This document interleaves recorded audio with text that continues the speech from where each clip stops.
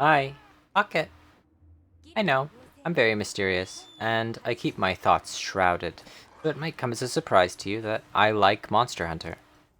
Instead of simply obliterating one of my friend's inboxes with around 3,500 words, like I usually do, about something they definitely did not ask to hear about, I figured I could just make a video about it. Funny enough, that's how a lot of my video ideas come to be. This is less informational than my other videos and more personal, and it's about why I like Monster Hunter, particularly Monster Hunter Wilds, but the series as a whole. I like Monster Hunter Wilds. A lot. But it's certainly not the first game I've ever liked. I've been a gamer my whole life. I watched my brothers play Final Fantasy games when my hands were too small to hold the controller.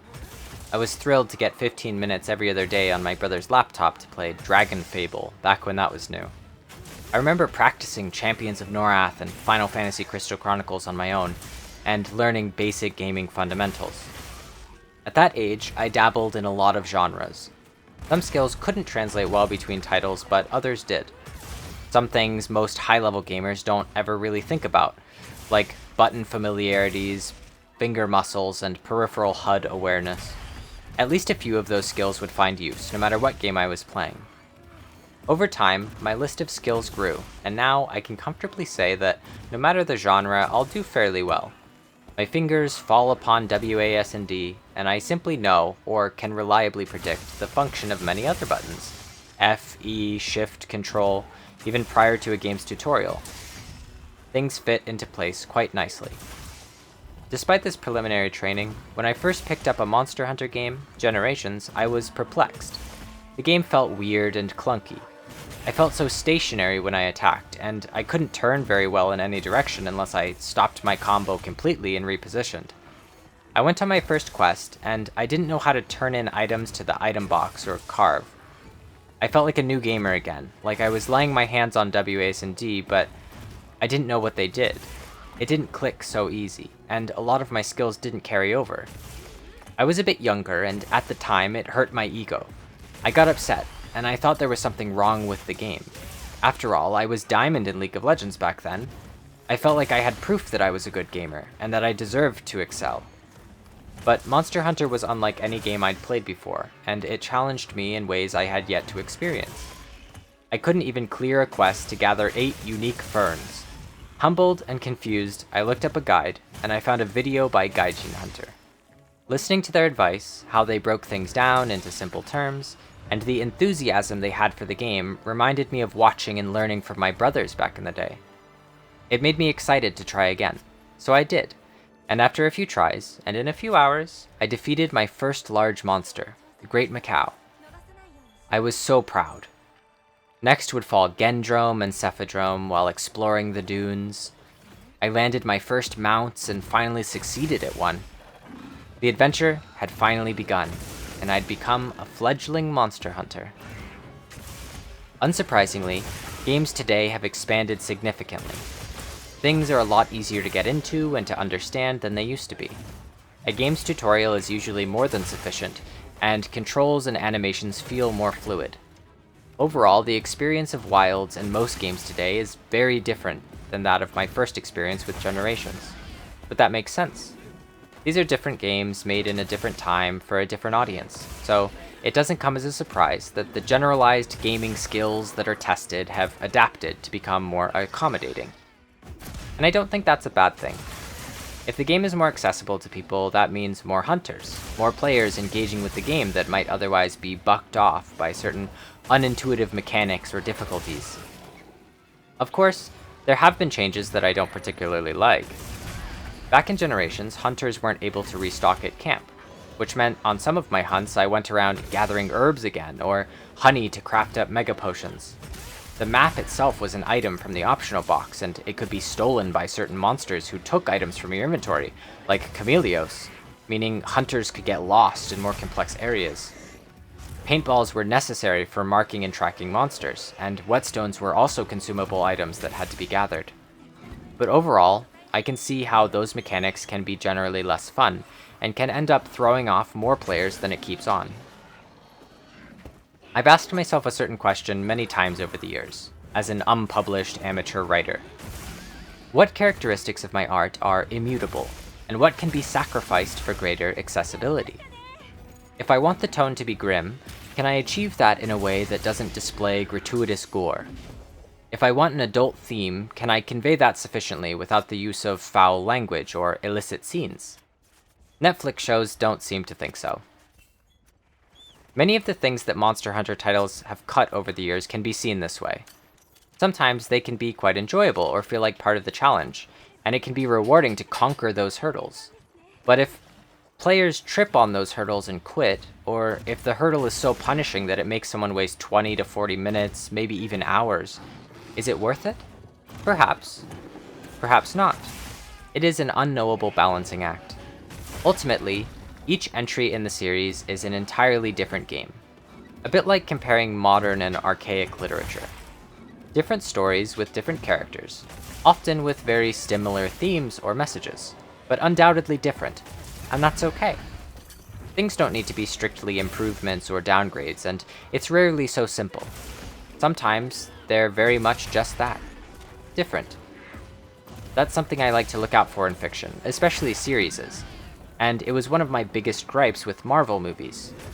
If the story cannot or does not stand well on its own, as its own story, if it must stand upon the shoulders of other stories, then it, in my opinion, is not a very good story. It may succeed, yes, but only with borrowed success. Monster Hunter Wilds is different from Rise and World, undoubtedly, but I feel that it stands on its own quite well. Rise is still my favorite Monster Hunter game, and despite my fears of outing myself as potentially one of the only wire bug lovers on the internet, I will say that I miss my Silkbind attacks and switch skills. But Wilds is a good game by itself, and it's hard for me to say, simply because Rise is my favorite, that Wilds is a downgrade. Wilds is a very different game, and I love it individually. I don't think it's really borrowing success, and if World and Rise didn't exist, I theorize that it would still be doing fantastically. I believe that I would enjoy the game even without my history with the series, but of course, it's hard to separate oneself from their own biases, especially when that bias is Jiwoo from NMIX. It feels weird putting this as something I like about Wilds, the story, but there are a few things I enjoy about it. Admittedly, I skipped a few cutscenes. I didn't much enjoy Nata clenching their fist again, and I think I skimmed over some important details about the Dragon Torch stuff because I still don't really know what that's about. But the game doesn't punish me for that. It seems to be aware that the main reason I'm here is for the hunts. While those secret walks through the world with Alna and Nata were rather boring for me, I understand that those parts of the game are going to appeal more to certain players than others. For the ones who care a lot more about the characters in the world, those moments are going to be rich, and if I have to sit through a couple minutes of beautiful scenery and world building for their sake, I guess I can take it. And I might even enjoy a part of it or two on accident, if you're forcing me. But when I say I enjoy the story, I'm not entirely talking about the cutscenes and the lore of the game. I'm also referring to the story of our hunter, or the glorious lack thereof. Monster Hunter, at least in Wilds, doesn't tell us a lot about the hunter. They don't have too much to say throughout the story. It's a bit like John Wick. We're still a compelling character, but it's more form-fillable than a lot of other games, and I love that about Monster Hunter. There aren't really dialogue choices, and we don't grow or change.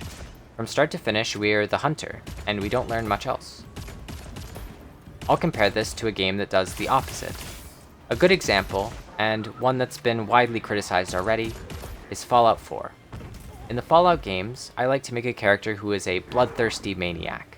Someone who travels the wasteland with Bowie's Wazo rifle on their hip, finger on the trigger, seeking nothing but the next thrill bathed in blood and battle. Unfortunately, the player character begins in Fallout 4 as a grieving widow or widower, a loving person who has lost their partner. So many things have been decided for them already. Still, I make it to the Minutemen and tell them that I'd rather not help them because I don't owe them anything. In fact, they owe me. And Preston Garvey politely brushes off my attempts at character expression and simply gives me the quest anyway. And to top it off, when I go to blast him into dust, the game tells me that he's fate chosen and is actually immortal. I feel a bit insulted, Like I was tricked into being curious about my character, when the game actually wants me to play their character, which I'd have no qualms with. It's the tricking that I have an issue with. Sekiro is probably my favorite game of all time, and that entire game is spent playing Wolf, the protagonist given to us. Their character. But it never pretends to give me agency.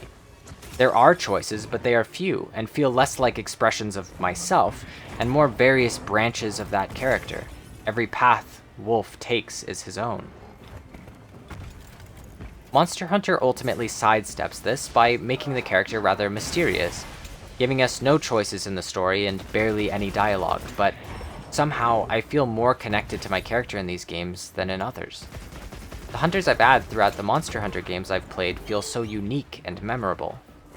My first hunter, from Generations, Soma, hunted with their eyes closed. I played that game a lot with another person, who was also completely new to Monster Hunter, but was also a very inexperienced gamer in general. When I learned something, I always taught it to her. I would play very conservatively and bring extra items for her.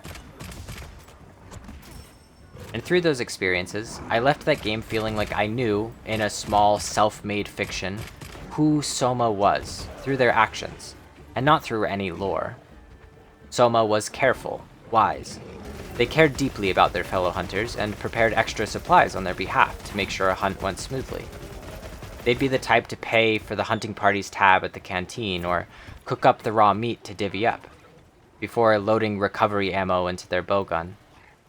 My second hunter in World was named Blackberry, and they were an old lady. I played that game mostly alone, and I played almost entirely Sword and Shield. My favorite set was made of Tigrex parts, and had free meal bonuses, which sometimes saves a consumable from being spent. With that, I used so many items in World, and it was the first time I really began to utilize traps, demon drugs, armor skins. Blackberry wasn't the most agile or strong hunter, probably due to their age, but they had learned various hunting tools and medicines to make up for that. A bit like an elderly Batman, utilizing technology to make up for a physical prowess no longer present. Clever old crone. Then was Tangerine, my hunter from Rise. In Rise, when you selected a voice for your hunter, it came with a lot of voice lines that they'd say when carving, or warning other hunters, or just in general. I thought this was a cute detail, and definitely shaped my perspective of my hunter. They were a younger hunter with a lot of spunk.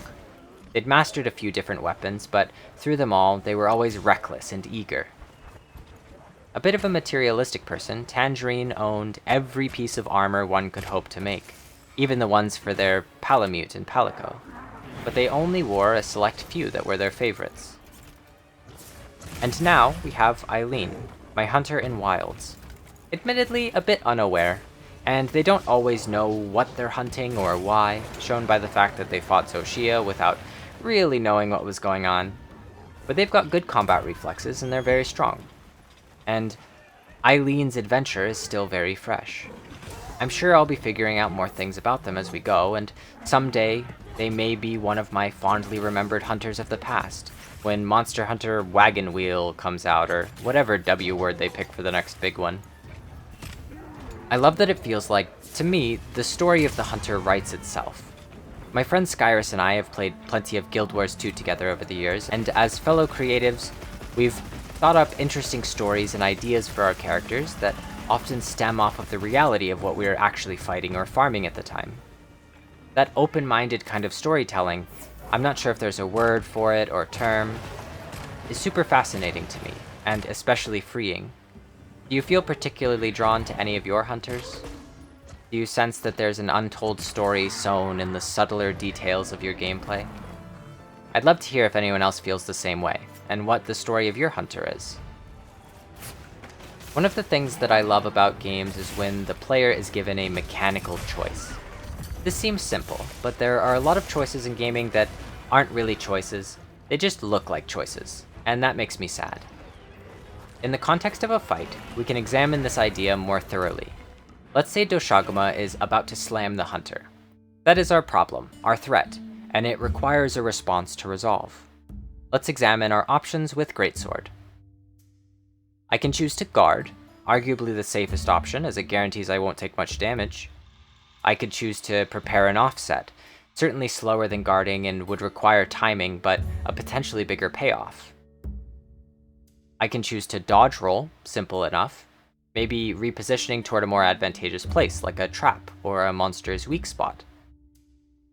Of course, I could choose to simply attack Doshagama, which might make the monster flinch. I could try to focus strike a wound to cancel the attack entirely, or if I have a flash pod in my slinger, I could flash Doshagama, which would also prevent the attack, but introduce some chaos into the fight. What do you think? Which is the best option? I'm assuming a lot of people would say offset. It certainly looks the coolest and would result in a lot of damage. But I would argue that all of these answers are simultaneously correct. If executed properly, each of these 6 options will result in a successful, safe resolution of the initial problem, that imminent slam. They each have their own benefits as well as their own costs. As the hunter becomes more proficient with their weapons, they become better at recognizing and utilizing these various options to make split-second situational decisions about which one to choose, especially alongside other hunters. And as you find out what works for you, what you enjoy best, a build can make that choice even clearer. Offensive guard can incentivize blocking for a damage boost, and guard and guard up can expand that effectiveness. Doshagama's set bonus gives the hunter a buff after a successful offset, making that option even more deadly. Evade extender and window means dodge rolling would be much safer, and potentially take the hunter to a more advantageous spot. Attacking is risky, but heroics and the set bonuses that help the hunter regain health on the fly makes it much less dangerous to get hit. Even something like Fortify incentivizes that more daring playstyle. Heartbreaker and Weakness Exploit increase the damage of munching on wounds with focus strikes, and Flash Pods are just great. I love them, but they can wear down the monster's resistance to flash for when it might be needed more later. Perhaps 1 or 2 of these options will lead to a hastier slaying of Doshagama, but a slaying nevertheless. So they're all valid options that will leave the hunter in different situations. And this is the aspect of choice that I love. It's so fun. Though I don't travel far on the internet and I prefer to stay in my own circles and nooks, I have seen that some people don't like how many strong tools the hunter has to address threats. They're acknowledging a sort of power creep that is present in the toolkits of many weapons, and I think they're right about that. Weapons do feel a lot stronger, and that can make monsters feel less threatening. I think part of that comes from these choices that we have. In Monster Hunter Generations, when Tigrex charged toward my sword and shield, I could block or dodge or simply run. That was it. If I blocked, which I once figured to be the most safe option, it would often just bulldoze me into a wall, break my block, and then keep charging into me in place. Eventually, I'd be forced to stand up into Tigrex, who, still charging, would hit me down again, and again, until I faint. This happened many times back then. When I eventually beat Tigrex, it felt so rewarding, but mainly because it was over. Those fights could be dreadful, and I remember quitting more than a few times. Of course, a more experienced player might simply not end up near the wall in the first place, realizing that the mistake was made long before Tigrex began charging, but in the moment, when Tigrex started to rev its engines, I didn't have that many choices, and none of them felt good or viable. I had ended up in what felt like a savagely unsalvageable situation. If I were in that situation in Wilds, I would have at least a few options, some riskier and some safer. The AI has also been updated so that monsters don't generally charge repeatedly into walls, so the monster itself would probably have a bit of mercy too. Thankfully, because Tigrex wiping its teeth on the scenery for a full 10 seconds was a little immersion breaking back in the day. Those choices do, in many ways, mean that the hunter is stronger, but I don't think it necessarily means the game is easier or worse. A hunter who is skilled at being able to effectively utilize their abilities to turn a bad situation into a good one is fun and interesting, especially when having multiple avenues to do so. I've seen this sort of complaint about wire bugs too. Oh, my beloved wire bugs. That Rise was a lot easier than other Monster Hunter games because of how mobile the hunter was. Wire bugs let hunters travel through the air and effectively jump. This was certainly fast, but it wasn't instant, and could only be done when a wire bug was off cooldown, and their weapon was sheathed. It could also be done while the hunter was on the ground to quickly get up and move out of the way. To compensate for this, some monster attacks were a bit larger. Simply wire bugging when knocked down wasn't always an easy answer. Not only would it put the wire bug on cooldown, it could rip away the hunter's invulnerability that they have when lying on the ground, and hit them again immediately, which resulted in a feint for me many times. This happened all the time with Rajang's stupid laser. I hate that laser. This is one of the reasons I loved Rise, as it felt like wire bugs introduced another dimension to combat and gave every weapon the option to sheath and go vertical. Wire bugs were amazing mobility tools, yes, perhaps the most mobile a hunter has ever been, but they weren't always the safest option. Like all my previous options in the Doshagama example, wire bugs too was just another choice with benefits and costs. Seldom is it so simple as right or wrong, especially in Monster Hunter. Final Fantasy XIV bothers me a bit about this. I've played it plenty, and I have all my jobs maxed and fully cleared the last Savage tier, but the game feels quite lacking in choice. There's plenty great about the game, but at the end of the day, gear exists on a ladder. A piece can be defined as objectively better or worse than another piece. A player's combat rotation is defined, and there's always a right answer when considering buttons to hit. There's only optimal and suboptimal, with very little room, if any, for creativity. That makes me sad, and though I'm very proficient with my class, Monk, and I try to find little fun ways to optimize, these improvements are a means to an end, and I know that expressing myself is often suboptimal. It is only right or wrong. More damage or less damage. Win or lose. No in between. No choice. Monster Hunter combat, for much the same reason that I love gameplay of MOBAs and hero shooters, can reward creativity. There's multiple avenues to victory. So much choice at every given opportunity. Niche plays can be surprising, and interesting things happen all the time, because players are given a list of viable choices that aren't all necessarily wrong or right, and can be refined through skill and build to each become more productive in their own right. It's a bit like a skilled gambler making calculated risks instead of designated correct choices. For that reason, I find Monster Hunter's combat style to be some of the most engaging combat of any video game I've ever played, and I cannot wait to play more. Thank you for watching. Especially if you watched all the way to the end, I appreciate you taking the time to listen to my thoughts on this. I know this video was a bit out of pocket compared to my other videos, so I apologize if the format was less enjoyable for some. If you liked it, please let me know, and I might make more videos in this style in the future. Those who have me added online certainly know that I have plenty of random, often trivial gaming tidbits to rant about during the AM hours. I'm no authority, no master of gaming or Monster Hunter, just a player who likes the game and wanted to share a couple reasons why. I don't think Monster Hunter is objectively better than any of the other games I've mentioned in this video, or if people think Monster Hunter Wilds is bad or boring, that those people are wrong. I just wanted to talk about why I like it. That's it. I hope everyone is having fun with Wilds, or whatever game they choose to spend their time on. That's the most important thing to me. Either way, thank you for watching. Good luck, and goodbye.